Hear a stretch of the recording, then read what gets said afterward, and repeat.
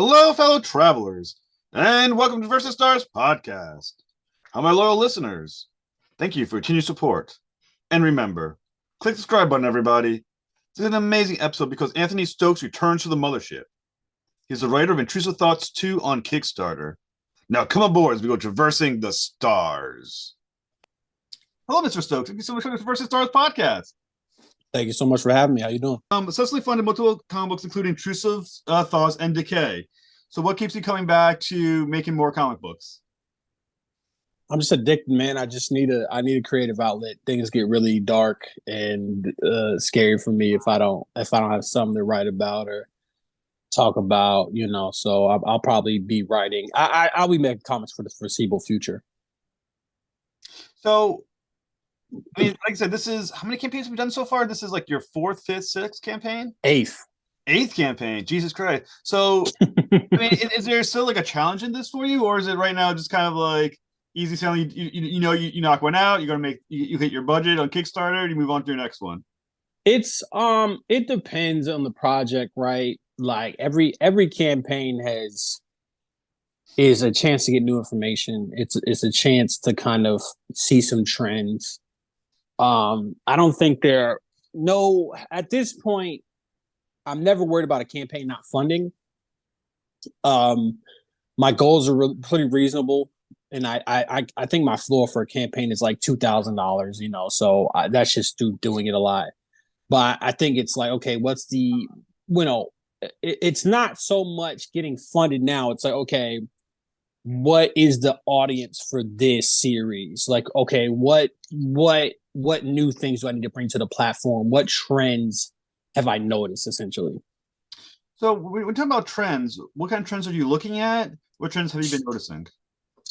Absolutely. So I think what you're seeing on Kickstarter is there's certain demographics and there's certain kind of pockets of subjects and genres that are doing particularly well. Obviously in SFW, we all know that's going to do well. I think Cheesecake does well.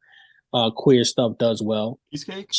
Cheesecake is like, like fun, hot chicks, okay. Like almost exploitation, not exploitative, but like kind of like just a fun fan servicey kind of thing. But I say queer. There's like, I think I think you're seeing kind of what's doing well kind of shrink. So we're talking about, so you're talking about like TNA comics and comic books. You're talking about like Cheesecake. How does that impact how you approach your next book? So I don't think I'd ever work in I could. So I'm looking at these trends and be like, okay, what can because I want good storytelling first and foremost. What stories or what framework can I make within a Cheesecake? What can I do to do something to put my stamp on the genre? Is there something I have to say about the genre itself? I did a comic book Tap or Die, which I released 4 months ago. Time's flying. And that was my first foray into NSFW and kind of using sex to sell. So it's just incorporate. I think the fear for people is that if you chase trends or lean into trends, that you're giving up any kind of creative integrity. But I don't think that's the case. I think you just kind of fold it in. You kind of lean into something. Maybe I don't think it's anything to like look at a bunch of characters and be like, protagonists. Well, I can make this character, queer. I can make them, et cetera, potentially, or maybe if you're already doing that, you lean into it. I don't think it's, I think it's, I don't think it's as hard as people make it out to be. So your most recent, your current book that's live on Kickstarter is called Intrus of Thoughts 2. It's the second issue of Intrus of Thoughts for those who don't know the original. So how does that fit into your look at trends? Well, the thing is, this is also interesting. So this book, I wrote this story almost like a year and a half ago. So it doesn't, and that's the question you have to have is like, do you want, there's an argument for doing less long running series because you can stay fluid, you can stay light on your feet. So I wouldn't change anything necessarily for Intrusive Thoughts. I would try to make sure that the quality of the campaign, of the covers, of the art is getting better, but that's more or less it because I really like the series. But if I were starting from scratch, what I knew now, would I put a lot of creative energy and money into an Intrusive Thoughts? We'll have to, who knows? So also, once again, being in issue 2, you're building upon the world you started in the first issue. Mm-hmm. What kind of things did you consider when thinking, how do I want to expand out in the second issue? Tone and catching the audience off guard. I really wanted to do a lot of hard pivots in the series. I really wanted to catch people off guard and make something where you just don't know what's coming next. And that was truthfully like the decision. All the decisions were made based off with that kind of mantra. So I think what was really interesting about issue 2 is that one of the first things that you find out is that Tyler finds out what really happened to Brandon. So if the readers who may not read the first one, Brandon, things go very bad for Brandon after an altercation with Tyler. Do you think Tyler felt more guilty or pleasure for at what happened to Brandon?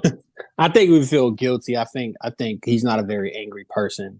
I think he would definitely be. I think he would definitely feel guilty. How much does how Tyler feels about a situation impact how a situation happens and what's going to happen next? Oh, it's 100%. It's 100% informative because essentially the premise is that his thoughts can break out of his head. So if it's happy stuff will break out of his head. If it's scared, anxious, or anything like that, then those anxious thoughts will manifest themselves. So yeah. In the situation, how fluid is the ramifications of a situation? In other words, if he's in a situation, let's say with fighting Brandon, where maybe originally there's fear, which may generate its own type of creature. If it is how he feels about what's going on now, how does that impact what's going to happen next with either the creature, what comes out next, or anything like that? It's very much like the immediately what's he feeling when these things break out of his head. I don't know if I'm giving too much away. Hopefully, I'm not. If I am, let me know. We can cut it. But there's an interesting character that you named Pez, or gets nicknamed Pez. Yeah. For kind of the way that its head kind of comes back into the teeth comes out, which I think is it was a cool character. I was reading, I was like, oh crap, that's really funny. Thank you. No problem. How much of Pez's personality is Tyler's personality? Pez is more or less, as you learn, he's more of like the person that Tyler needs at this point. Like he's almost like a friend. Tyler didn't really have a childhood, a really nice childhood, so he's almost like filling that void. There, one of the pages you have Pez kind of he's looking through a window at what Tyler is seeing or experiencing. So does that insinuate that Pez was already in existence, or was he being manifested already in Tyler's mind, and he finally comes out at a key moment? Pez has always existed. He's existed as long as Tyler has existed, essentially. So what does that suggest about Pez, and what does that suggest about Tyler? That Pez is, a thing. I think I play this one close to the vest because it does reveal like almost the conceit of the series, but there is a definitive answer to that question. Okay, how realized then is Pez? Is Pez a fully kind of formed thing, or is it just a figment? Like how does it have internal motivation? Does it have an internalized set of values, ethics, feelings about certain things? Absolutely, no, he does. He's a fully fledged character, and I think the references I use, at least personality wise, was like Hobbes from Calvin and Hobbes, Ryuk from Death Note, and oh my God, Venom. Were the three that I think really came to mind. If you kind of look at it, like you can kind of see it as a blend of those things. And yeah, no, so he has motivations and he has goals and such. Are they the same as Tyler's always? I think Pez is gonna do what he thinks is best for Tyler, and then Tyler is like the thing about it, like a protagonist when I think a mental health is the plot or the conflict, excuse me, the character doesn't know what they need to do to fix themselves, right? That's kind of what the plot is, discovering that thing. So Pez is going to try to push Tyler to doing the thing he needs, which is, a lot of what character motivation is, like what wants versus needs, right? And Tyler's going to do what he wants. He's going to be kind of conservative or play things safe, etc. All right. So why does Pez then care about Tyler? Is it just sort of like a child mama thing? Like he's birthed by Tyler, thus he cares about him, or there's another reason why Pez finds value in Tyler? So so Pez has been in Tyler's head for some time. So Pez is an empathetic creature, so that's why he cares about Tyler, because he's seeing, Tyler's ultimately a good person, and Pez sees that. And well, the thing is too, I mean, he's kind of a violent dude too, Pez. I mean, those teeth alone kind of suggest the violent aspect of him. Is there a potential that his morality is different than Tyler's? Is there a risk Tyler has in having Pez loose? What was the first question? But the primary one is the morality, because Pez isn't human. For those who will read it, you'll find that Pez isn't really a human. Does his ethics or morals match Tyler's? No, I mean, he's way more, like you said, he's violent. He bit somebody. Tyler would never. And like Pez is more childish. He's more impulsive. So I don't think like really heavy stuff. Like I don't think Pez wouldn't kill anybody, but like as far as like a macro sense or micro sense, yeah, absolutely. So, and I think it's also kind of interesting because Pez says something in the in one of the pages. I'm going to paraphrase it because I don't have it memorized, where he suggests that Tyler could manifest himself a girlfriend too if he wanted, or if he honestly thought about it and he had it. So once Tyler realizes that he's capable of manifesting his mind into reality, how much of a temptation is that to manifest a lot of things into reality that he may want or desire at that given moment? I mean, that's what the series is going to be about ultimately. Very, very quickly, what the series is going to be about. So how dangerous then is Tyler? I mean, he can fuck some things up if he manifests it properly. I mean, that's the crux of the conflict, is that he just so happens that Pez was a good thing, right? And then, but what follows, but it's just gonna escalate and get like more and more dangerous. And he has to fix himself. He has to fix himself before the internal issue is becoming an external issue, So, and I think the one thing too is that because he's obviously had some issues, bullying, things of that nature, being bullied.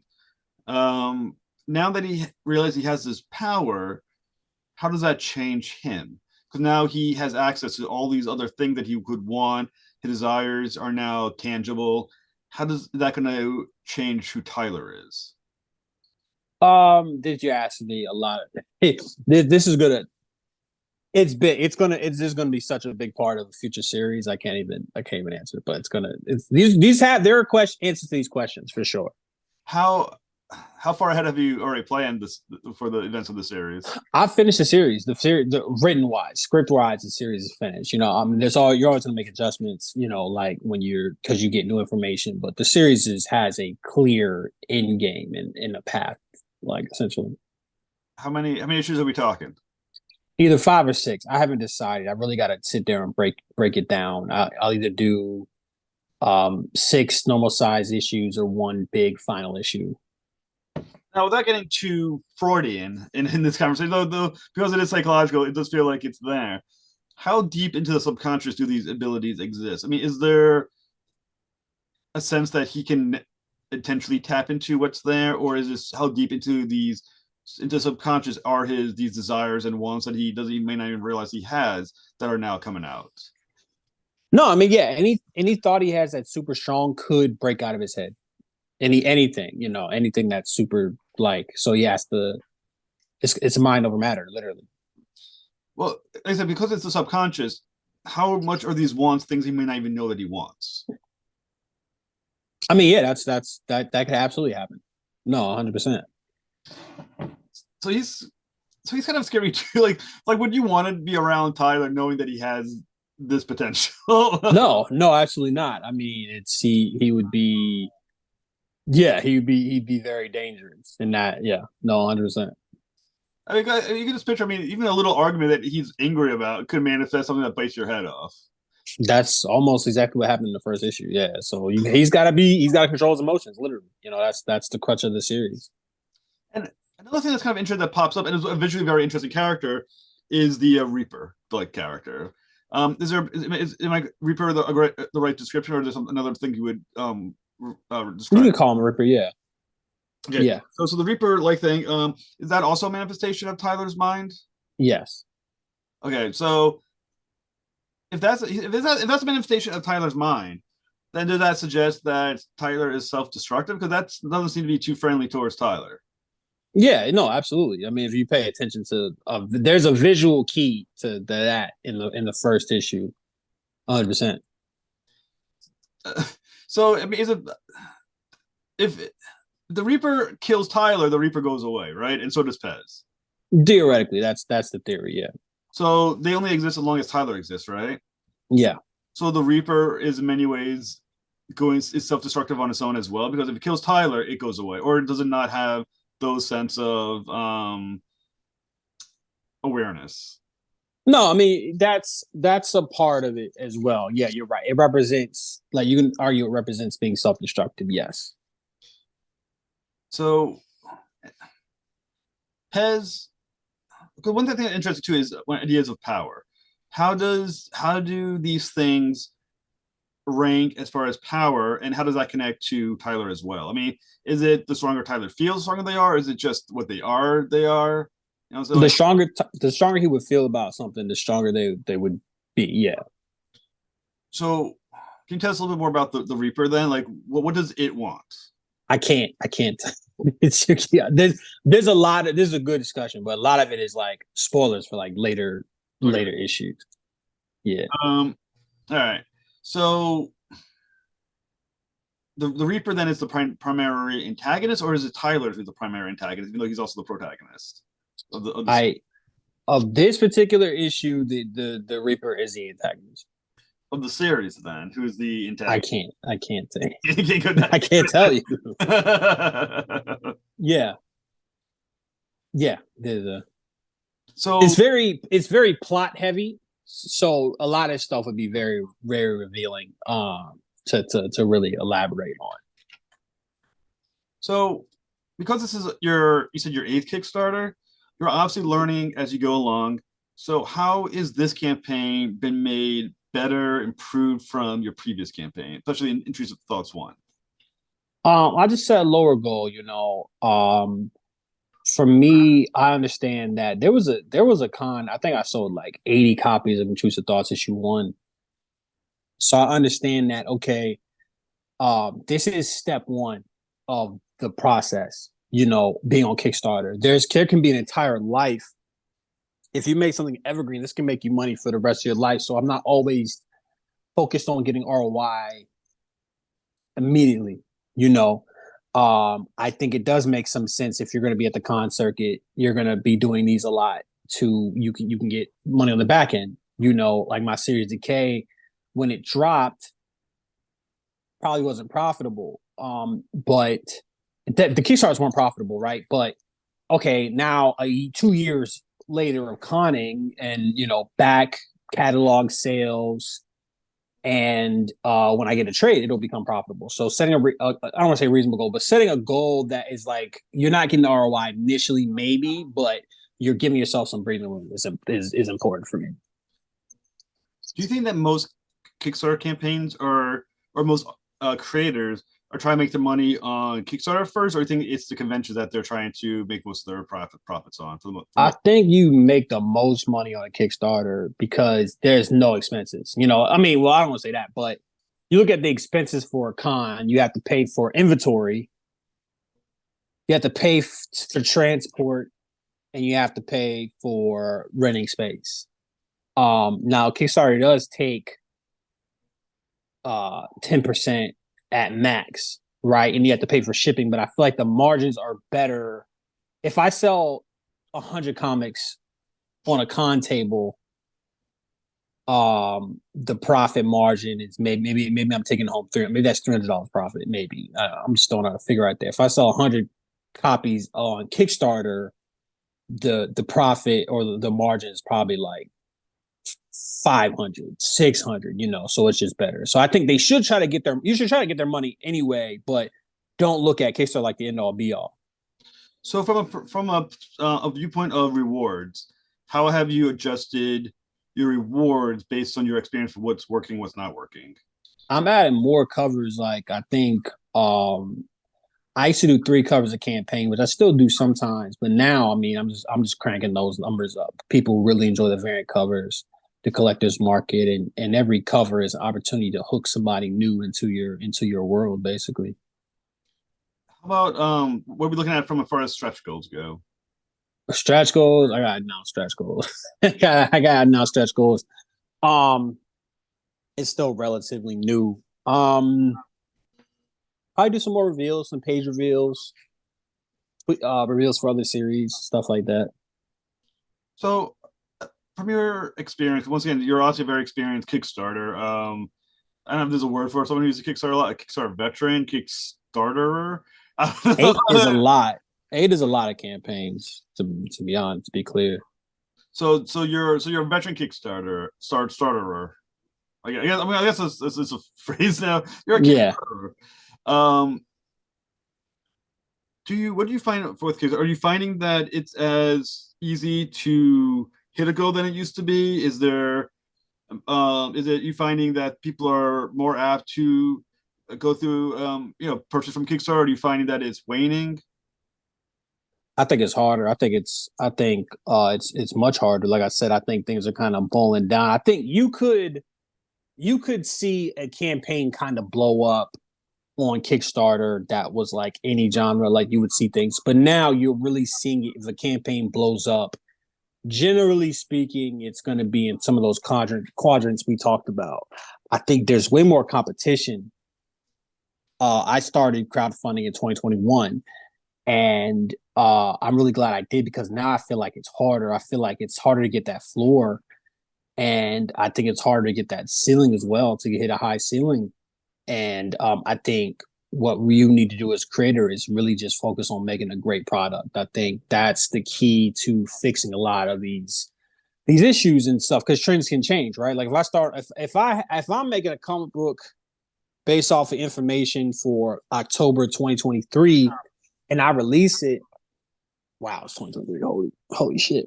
And I release it in May of 2024, maybe the trends, maybe everything has changed. Maybe I'm late. So it's true. You just gotta make a great product, essentially. How much of your time do you think is split between marketing and creating? It's hard to say. It's really hard to say because it's all I do. Like I really don't do much. I really enjoy creating, and I kind of have built, like, all my friends are creators. My girlfriend is my editor. Like I have a whiteboard. I have a whiteboard against my. So it's hard to know when the creating stops to really know in the and also marketing. I really try to get myself out there and put myself out there, and I really try to like brand myself. So it's impossible to say really. I'm spending a lot of time on both. Hmm. So between which dates is the campaign running for?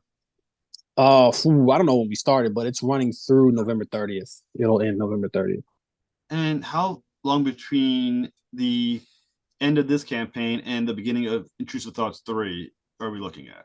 I have no clue. I need to see how this campaign does. A lot of my series are like with this year, I kind of had everything planned out and I knew exactly what was going on. But right now I have a bunch of series in the air. I have a new series that I want to start. I need to finish the K series. I got a spinoff for the K. It's impossible to tell you. How long between the end of this campaign and when our listeners will get their comic? Oh, they'll get. I mean, they'll get it like end of next month. Essentially, because digital copy they'll get as soon as the campaign ends, and then the physical copy they'll get thereafter, pretty soon after. Very cool, Mr. Stokes. I hope this goes gangbusters for you. You make tons of money and come back on for Intrus of Thoughts 3. Absolutely appreciate you, man. All right, thank you so much, sir.